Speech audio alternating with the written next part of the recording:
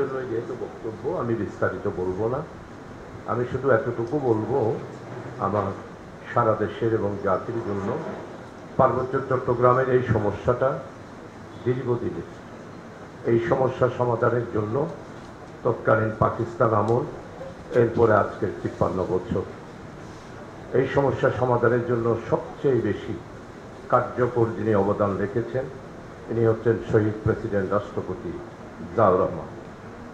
উনি এই পার্বত্য চট্টগ্রামের এই সমস্যা সমাধানের জন্য কার্যকরী যেই ভূমিকাগুলো রেখেছিল সেগুলোকে অবহেলা করার কারণে আজকে এই অবস্থার সৃষ্টি হয়েছে।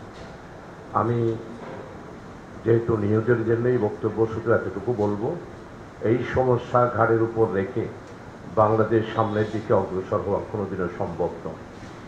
এই জন্যে অন্তর্বর্তীকালীন সরকারের প্রধান উপদেষ্টা মাননীয় ডক্টর ইউনূস সাহেব, বিশ্ব স্কলার, নোবেল বিজয়ী, আমি ওনার পরিষদ এবং উপদেষ্টাদের কাছে আহ্বান করব, গত 3 দিন আগে যে ঘটনা ঘটে গিয়েছে, 2 দিন আগে অতি সত্বর উপদেষ্টা পরিষদের বৈঠক করে পার্বত্য চট্টগ্রামের ব্যাপারে উপদেষ্টা পরিষদের পক্ষ থেকে একটি স্পেশাল অ্যাকশন কমিটি গঠন করা দরকার।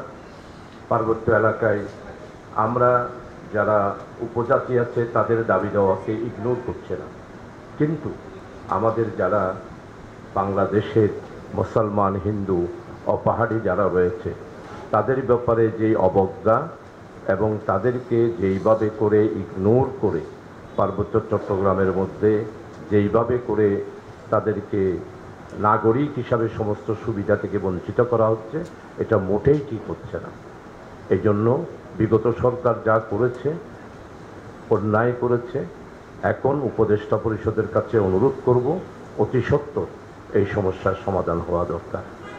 আমি পরিশেষে বৈষম্য বিরোধী আন্দোলনে 5ই অগাস্টে আমরা যে নতুন বাংলাদেশ পেয়েছি, এই নতুন বাংলাদেশ অর্জন করার ক্ষেত্রে যারা শাহাদত বরণ করেছে তাদেরকে শ্রদ্ধার সহিত স্মরণ করছি, তাদেরকে শহীদ হিসাবে কবুল করার জন্য আল্লাহর দরবারে দোয়া করছি। যারা আহত হয়েছেন, বিশেষ করে 400টা ছেলে চোখ হারিয়েছে, কারো 1 চোখ, কারো 2 চোখ।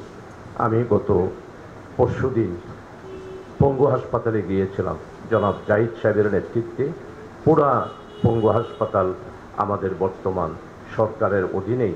অতীতে সমস্ত ডাক্তার যারা ছিল, যারা বিশেষ করে ডাক্তারেরা আমাদের বৈষম্য বিরোধী ছাত্র আন্দোলনের চিকিৎসা দেয় নাই, বলেছে এইরকম 100, 200, 400 ছাত্র মারা গেলে কি আশা আর যায়।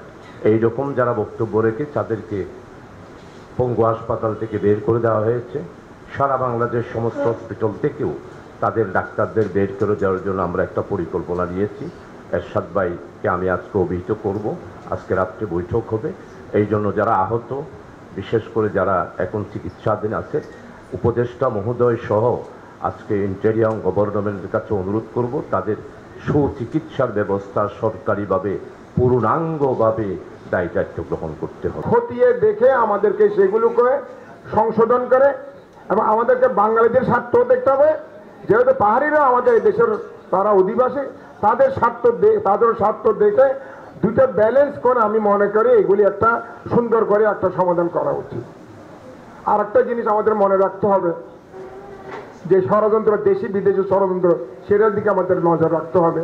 এবং এই ষড়যন্ত্র শুরু হয়েছে ফ্যাসিস্ট সরকারের বিদায়ের পরে, যখন ফ্যাসিস্ট সরকারের প্রধানমন্ত্রী, অবৈধ প্রধানমন্ত্রী বিদেশ ইন্ডিয়া পালিয়ে গেলেন, তখন থেকে আমাদের পার্শ্ববর্তী দেশ বিভিন্ন ধরনের ষড়যন্ত্র শুরু করেছেন। আপনারা যেগুলি বিভিন্ন সোশ্যাল মিডিয়া দেখতে পাচ্ছেন, এবং আজকে পর্যন্ত এই ধরনের ষড়যন্ত্র এগুলি কিন্তু ভিন্ন ষড়যন্ত্র করা হচ্ছে আমাদের দেশের বিরুদ্ধে, আমাদের ভূখণ্ডের বিরুদ্ধে।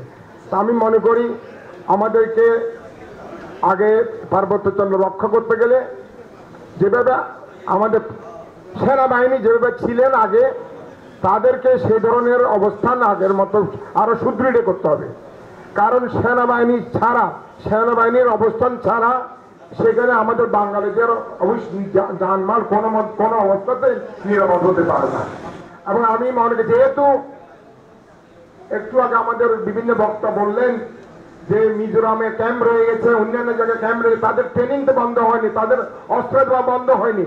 সুতরাং একমাত্র আমাদের নিরপরাধ বাঙালি ভাইয়েরা যারাও পাহাড়ে অবস্থান করছেন তারা তো আর ওদের মতো তাদের মতো ট্রেনিং এ নিচ্ছে না ইন্ডিয়াতে গিয়ে, তারা কোনো অস্ত্র নিচ্ছে, তাদেরকে অস্ত্র দেওয়া হচ্ছে না। সুতরাং তাদেরকে রক্ষা করার জন্য একমাত্র আমাদের সেনাবাহিনী ছাড়া আমি মনে করি তাদেরকে রক্ষা করা এই পরিস্থিতিতে যেখানে ষড়যন্ত্রের বিভিন্ন ধরনের সমস্যার সৃষ্টি হয়েছে এবং আমাদের পার্শ্ববর্তী দেশ এই তাদের যে স্বার্থ ক্ষুণ্ণ হয়েছে গত সরকার পালানোর পর যে স্বার্থ ক্ষুণ্ণ হয়েছে সে স্বার্থকে প্রতিষ্ঠা করার জন্য তাদের এই ষড়যন্ত্র অবশ্যই অব্যাহত থাকবে।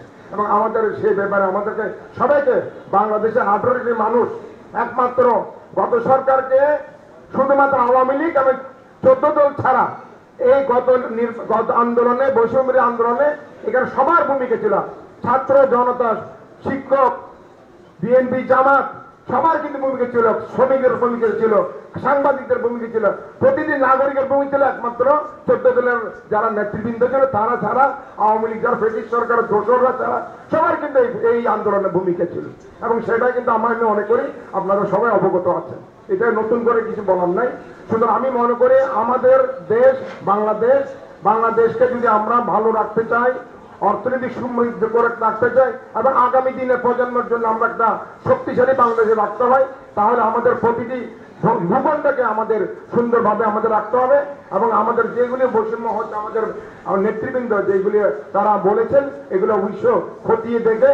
এবং আমাদের সবচেয়ে সৌভাগ্য হচ্ছে শাহজাহান চৌধুরী সাহেব উনি আগে ছিল এইসব কমিটিতে ছিল এবং আমাদের চট্টগ্রাম যেহেতু আমি মহানগরের দায়িত্ব, আমার দায়িত্ব হবে আমাদের নেতা যারা সিনিয়র নেতা আছেন তাদেরকে এগুলির ব্যাপারে অবহেলা করে এবং আমি আগামী দিনে একটা তাদেরকে আমাদের সমর্থন দিতে হবে, তাদেরকে সহযোগিতা করতে হবে। কারণ আমি বাংলাদেশ গেলে আমি একজন বাঙালি, তো বাঙালির রক্ত ঝরলে আমারও মনের রক্তক্ষরণ হয়, সেই রক্তক্ষরণ থেকে আমি কেউ বিচ্ছিত নয়। সুতরাং আমরা চাই পাহাড়ি বাঙালি সবাই মিলে একসাথে আমরা এই দেশে আমাদের এই 5-15 বর্গমাইল আমরা বসবাস করব এবং থাকবে চট্টগ্রামে যেসব বৈষম্য হচ্ছে এবং যে বৈষম্য ও শান্তি চুক্তির কারণে হচ্ছে, বিভিন্ন কারণে হচ্ছে, সেগুলিকে আমরা তুলে ধরে এবং সেগুলি কিভাবে সমাধান করা যায় সেদিকে আমরা সরকারের বর্তমান যে সরকার আছে সেই সরকারকে তো আমরা জানানো দরকার বলে আমি মনে করি।